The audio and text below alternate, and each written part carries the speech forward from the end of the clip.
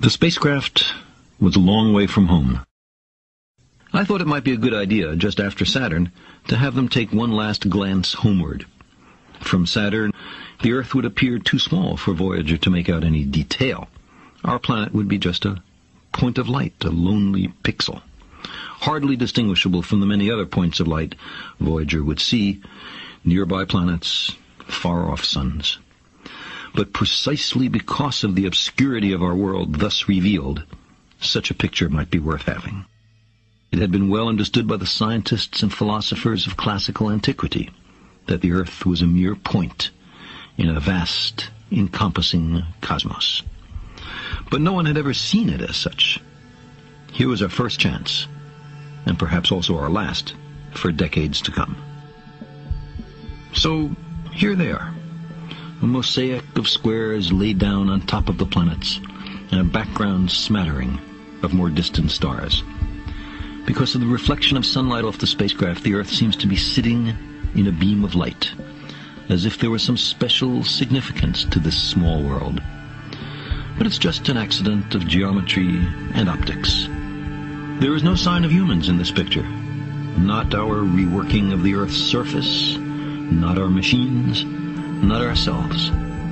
From this distant vantage point, the Earth might not seem of any particular interest. But for us, it's different. Consider again that dot. That's here. That's home. That's us.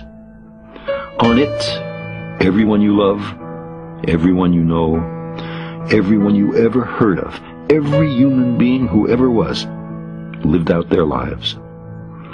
The aggregate of our joy and suffering, thousands of confident religions, ideologies, and economic doctrines, every hunter and forager, every hero and coward, every creator and destroyer of civilization, every king and peasant, every young couple in love, every mother and father, hopeful child, inventor and explorer, every teacher of morals, every corrupt politician, every superstar, every supreme leader, every saint and sinner in the history of our species lived there, on a mote of dust, suspended in a sunbeam.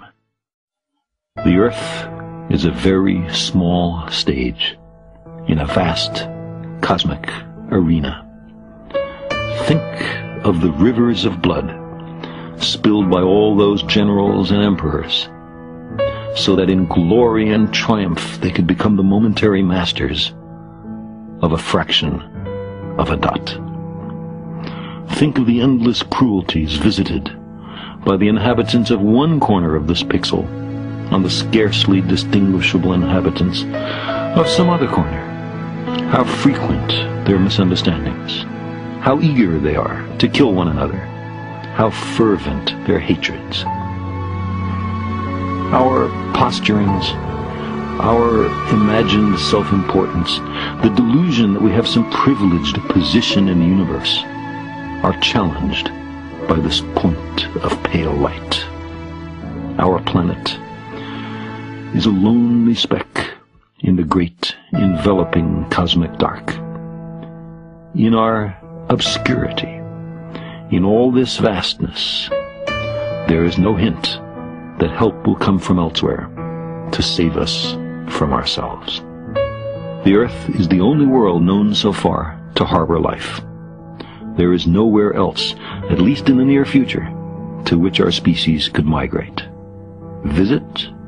Yes. Settle? Not yet. Like it or not, for the moment, the Earth is where we make our stand.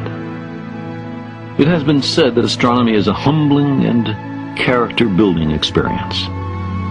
There is perhaps no better demonstration of the folly of human conceits than this distant image of our tiny world.